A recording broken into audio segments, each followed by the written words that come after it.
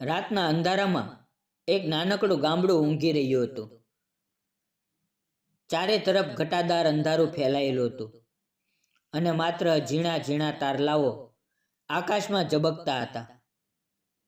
હું મારા ઘરેથી થોડે દૂર આવેલા એક જૂના શિવ મંદિર તરફ જઈ રહ્યો હતો. રોજની જેમ ભગવાનને પાણી ચડાવવાનું કામ હતું. ઠંડી પવનની લહેરો શરીરને સ્પર્શી રહી હતી અને દૂર ક્યાંક કોઈ કૂતરાનો અવાજ આવી રહ્યો હતો. મંદિરના પગથિયા ચડતાની સાથે જ મને એક અજીબ લાગણી થઈ. અંદર કોઈ હતું. અંદર એક યુવાન વિધવા સ્ત્રી દિવાલના ખૂણામાં સંકેલાઈને બેઠી હતી. તેના ખોળામાં લગભગ 7-8 મહિનાનું એક નાનું બાળક ઊંઘતું હતું. તેના ચહેરા પર થાક, દુઃખ અને નિરાશાનું એવું મિશ્રણ હતું કે મારું હૃદય દ્રવી ઉઠ્યું. તેના કપડાં જૂના અને ધૂળથી ભરેલા હતા. વાળ ઉઘાડા હતા. તે એકલી હતી, એકદમ એકલી. નમસ્કાર દોસ્તો, મારું નામ વિક્રમ છે. ઉંમર 34 વર્ષ. હું એક નાનકડા ગામડે રહું છું જેનું નામ છે રામપુરા, જે સુરત જિલ્લામાં આવેલું છે. અમારું ઘર ગામથી લગભગ 1.5 કિલોમીટર દૂર ખેતર વચ્ચે છે. હજુ સુધી મારા લગ્ન નથી થયા. 10મું ધોરણ પાસ કર્યું એ પછી ભણવાનું છોડી દીધું. મિત્રો, ઘરની હાલત એટલી નબળી હતી કે નોકરીના ચક્કરમાં ન પડ્યો. મા બાપે જીવનભર ખેતી કરીને મને મોટો કર્યો હતો. હવે તેમની ઉંમર થઈ ગઈ હતી. શરીર જવાબ આપતું નથી, એટલે હું જ ખેતીની બધી જવાબદારી સંભાળું છું. મિત્રો, એ રાત્રે જ્યારે મેં તે યુવતીને મંદિરમાં જોઈ, તેની આંખોમાં એક એવું દર્દ હતું કે હું ચૂપ ન રહી શક્યો. હું ભગવાનને પાણી ચડાવીને બહાર આવ્યો ત્યારે પણ તે ત્યાં જ બેઠી હતી. હું તેની પાસે ગયો અને ધીમેથી પૂછ્યું, તમે અહીં આટલી રાતે શું કરો છો? ઘર ક્યાં છે તમારું? તે કંઈ જ ન બોલી, ફક્ત ચૂપચાપ આંસુ વહેવડાવ્યા. એ આંસુએ મને અંદરથી હલાવી નાખ્યો. હું તેની પાસે બેસી ગયો અને ફરી પૂછ્યું, ડરો નહીં, હું તમને કંઈ નહીં કરું, ફક્ત એટલું કહો કે શું થયું છે. ત્યારે તેણે ધ્રુજતા અવાજે કહ્યું, મારું કોઈ નથી. મારો પતિ ગયા વર્ષે મરી ગયો. સાસરિયાએ ઘરમાંથી કાઢી મૂકી. આ બાળકીને જોઈને કહે છે કે આ બોજ છે. હું ઘણા દિવસથી ભટકું છું. આજે અહીંયા આવીને બેઠી છું, કારણ કે હવે ચાલવાની તાકાત પણ નથી રહી. તેના એ શબ્દો સાંભળીને મારું હૃદય દ્રવી ગયું. હું તરત ઘરે દોડી ગયો અને માને બધું કહ્યું. પછી મા પણ મારી સાથે મંદિરમાં આવ્યા. માએ તેને પ્રેમથી ઉઠાડી, તેના માથે હાથ ફેરવ્યો અને કહ્યું, બેટા, આટલી રાતે અહીંયા ન બેસ, ચાલ અમારે ત્યાં. એક રાત તો અમારી સાથે રહી જા, પછી જે ઈચ્છા હોય તે કરજે. એટલી લાચારી હતી કે તે ચૂપચાપ અમારી સાથે ચાલી. તેનું નામ પ્રીતિ હતું. ઘરે આવીને માએ તેને ગરમ પાણીથી હાથ પગ ધોવડાવ્યા, ગરમ ચા રોટલી ખવડાવી. પિતાજીએ પણ ઘણી સમજાવી. એ રાતે તે મા સાથે સૂઈ ગઈ અને બીજા દિવસે જ્યારે ઉઠી ત્યારે તેની આંખોમાં થોડી આશાનો પ્રકાશ હતો. તેણે માને કહ્યું, હું હવે જાઉં છું. માએ તેનો હાથ પકડીને કહ્યું, ક્યાં જઈશ બેટા?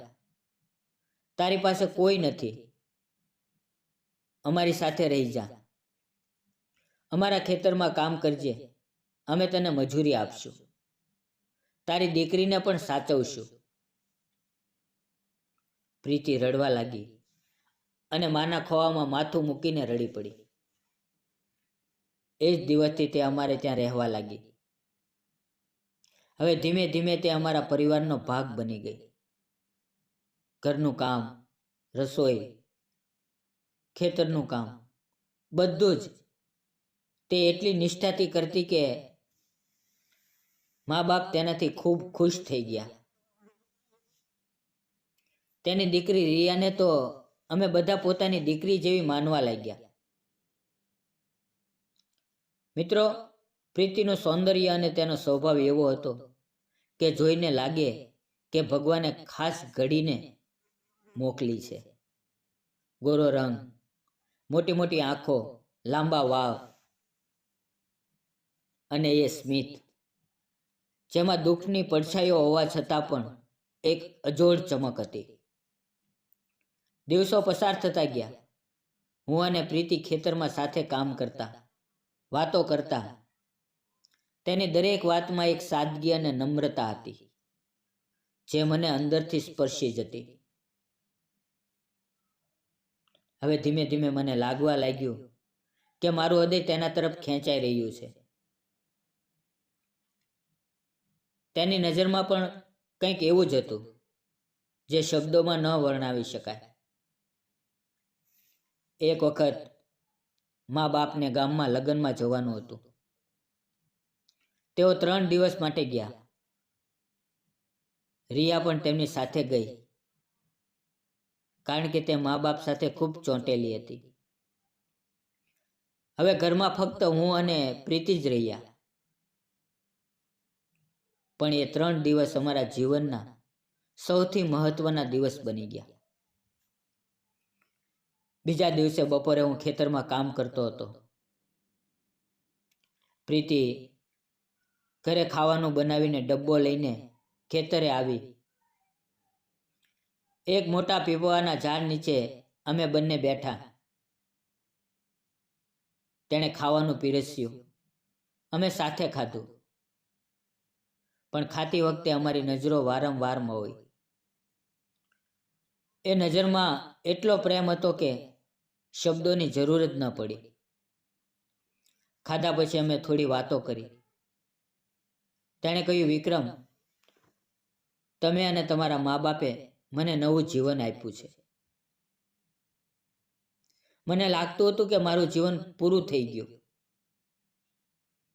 પણ તમે લોકોએ મને ફરીથી જીવવાની તાકાત આપી. ત્યારે મેં તેનો હાથ પકડ્યો અને કહ્યું, પ્રીતિ, મને તારાથી સાચો પ્રેમ થઈ ગયો છે. હું તને અને રિયાને મારા જીવનમાં ઈચ્છું છું. શું તું મારી સાથે લગ્ન કરીશ? મારી વાત સાંભળીને તેની આંખોમાં આંસુ આવી ગયા. તેણે મારો હાથ ઝાલી રાખ્યો અને કહ્યું, મને પણ તારાથી ખૂબ પ્રેમ છે. હું વિધવા છું, એક દીકરીની માં છું. તેમ છતાં તમે મને સ્વીકારો છો? આ મારા માટે ભગવાનની દેણ છે. જ્યારે મા બાપ પાછા આવ્યા, મેં તેમને બધું કહ્યું. તેમણે એક પળ પણ વિચાર્યા વગર હા કહી દીધી. મિત્રો, થોડા જ દિવસમાં અમારા લગ્ન ખૂબ સાદગીથી પણ ધામધૂમથી થઈ ગયા. આજે અમે ત્રણેય, હું, પ્રીતિ અને રિયા, એક સુખી પરિવાર છીએ. પ્રીતિ હવે ફરી માં બનવાની છે અને અમારા ઘરમાં ખુશીઓનો પ્રવાહ વહી રહ્યો છે. દોસ્તો, જીવનમાં ક્યારેક કોઈના ભૂતકાળને જોઈને તેનો સાથ છોડશો નહીં.